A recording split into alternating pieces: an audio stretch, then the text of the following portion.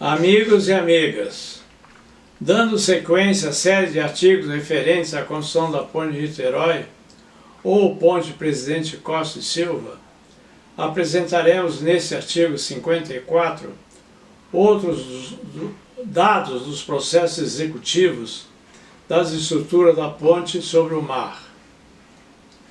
Os dados dessa série de apresentações foram extraídos do livro editado pelo DNR por ocasião da comemoração do 10º aniversário de operação da ponte em março de 1984 e do conhecimento e lembrança desse que vos apresenta. Essa série de artigos tem um significado especial para esse que vos apresenta. Fui o superintendente de construção pelo CCGL, consórcio responsável pela construção das obras civis da Ponte de Niterói. Tive a responsabilidade de gerenciar as atividades de construção das obras sobre o mar, incluindo as fundações, blocos e pilares de assentamento da superestrutura. A execução da superestrutura da ponte, incluindo o tabuleiro viário, foi de responsabilidade de uma outra superintendência de construção. Nesse artigo, vou dar continuidade ao assunto apresentado no artigo 53 a seguir. Preparo das armações dos tubulões. Vamos descrever o serviço de preparo e pré-montagem das armações utilizada nos tubulões perfurados com as perfuratrizes Bard-Wirth. Os tubulões de fundação eram armados desde sua extremidade superior até a profundidade da camada de solo residual do leito do mar. As armações tinham um comprimento total de até 50 metros. As armações eram compostas de seções com comprimento variável de até 30 metros. O comprimento das seções de armação era a função do comprimento das barras de aço disponíveis no mercado. Cada tubulão recebia a armação que lhe respondia no projeto. Cada seção de armação era composta por barras de diâmetro de 25 mm CA50, longitudinais, agrupadas em feixes de 2 a 3 unidades, ligadas por clipes fabricados na obra e amarrados aos estribos. Não era permitida a ligação entre barras por solda. A distância entre feixes chegava ao mínimo de 3 centímetros. Em cada extremidade de uma seção era amarrado um anel composto de 2 estribos, distantes entre si de 40 centímetros, ligados por barras em zigue-zague soldadas.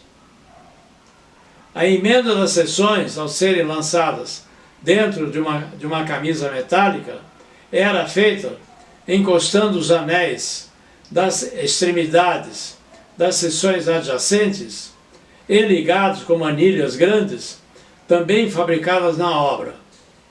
Cada emenda tinha 4 manilhas. As seções de armação eram pré-montadas numa barreira inclinada adjacente ao pátio de ferro. Os estribos da seção eram distribuídos ao longo de um gabarito e, na sequência, eram montados feixes das barras longitudinais. O diâmetro das seções de armação era de 1,60 m, com um comprimento de 10 centímetros. Cada seção terminada era etiquetada para a definição do seu destino e rolada na carreira, e na extremidade dessa, a seção recebia as boias de par de tambores, igual às camisas metálicas. A seção era lançada ao mar e uma balieira a transportava e amarrava em uma boia, onde aguardava ser transportada para o destino. Quando chegava a sua vez, a seção era transportada por uma balieira e presa na boia do pilar de destino. No momento de sua montagem, a seção era transportada por uma balieira ao alcance do guindaste da plataforma, alçada e introduzida na camisa metálica. A seção superior da armação era dependurada na mesa de giro da Viet e presa por cabos de aço. O cobrimento era garantido por roletes de concreto montados sobre eixos de aço e presos no perímetro da seção.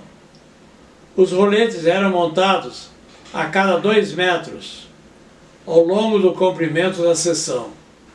Eram montados na fase final da pré-montagem. Uma armação de tubulão era composta entre 4 e 6 seções. As seções de uma armação tinham na sua extremidade superior o comprimento da emenda afunilado para encaixe da seção seguinte.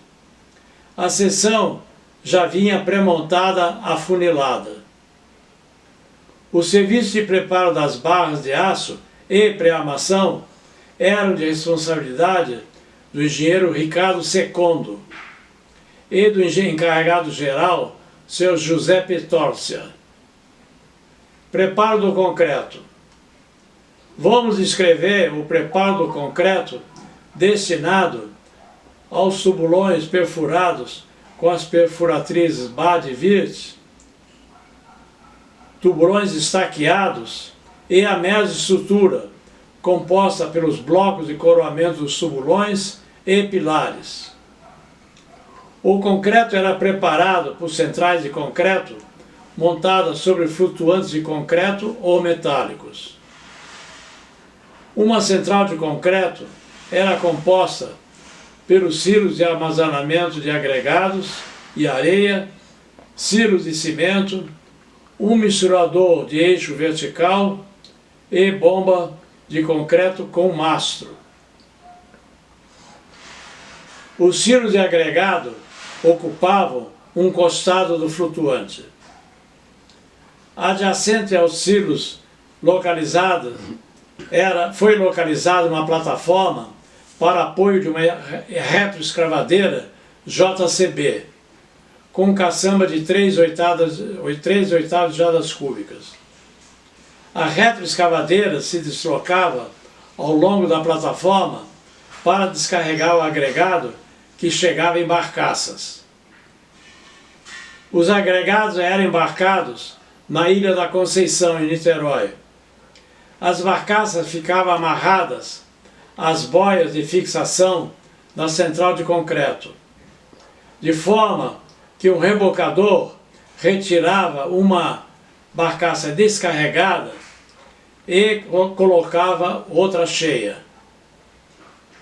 O operador da retroescavadeira comandava o posicionamento da barcaça. O cimento era transportado por barcaças autopropelidas. O cimento vinha armazenado em 2 esferas apoiadas na barcaça. Essa tinha um compressor acionado por um motor a óleo diesel que transferia o cimento para o silo de cimento de concreto.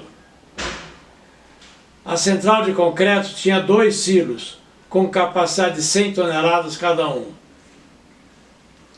O cimento RS era adquirido da fábrica Alvorada, localizada no estado do Rio de Janeiro.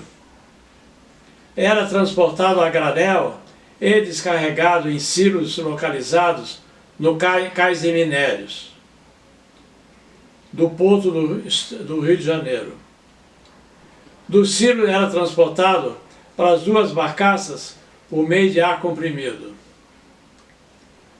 Não ocorreram falhas no fornecimento de cimento.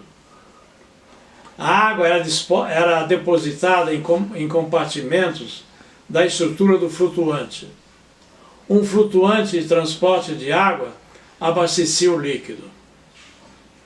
Os aditivos chegavam em tambores de 200 litros e eram acoplados ao sistema de bombeamento e pesagem. A betoneira da marca Aral, alemã, de eixo vertical, recebia o agregado através de uma esteira dentada que recolhia o agregado e a areia dos silos. O cimento era transportado dos dois silos por sistema de rosca sem fim para a balança da betoneira. A betoneira tinha a capacidade de 1 metro cúbico. Preparava os traços em ciclos de 1,5 minutos, que resultava na produção de 45 metros cúbicos por hora. A produção da central de concreto na fase de concretagem de um tubulão mantinha a produção constante de 45 metros cúbicos por hora. A central de concreto despejava seu produto no silo da bomba de concreto Stetter, que lançava o concreto com um mastro no tubulão de destino, ou caçamba, no caso de concretagem de formas deslizantes. Um gerador com motor diesel fornecia energia. Havia disponível um conjunto de 4 centrais de concreto com essa configuração. A sua movimentação era intensa na fase do pico de produção. Não havia um encarregado geral de centrais de concreto. Cada instalação tinha o seu próprio encarregado. Um encarregado de central de concreto se destacava e coordenava a movimentação, o senhor Silvio Bastos. As bombas Stetter foram supervisionadas durante um tempo por um técnico da fábrica. As centrais tinham um serviço de limpeza e manutenção eficiente. Não ocorreu o caso de interrupção do lançamento de concreto por falha da central de concreto. No caso de dúvidas sobre a apresentação acima, façam suas perguntas e que responderemos com prazer. Deixem seu like.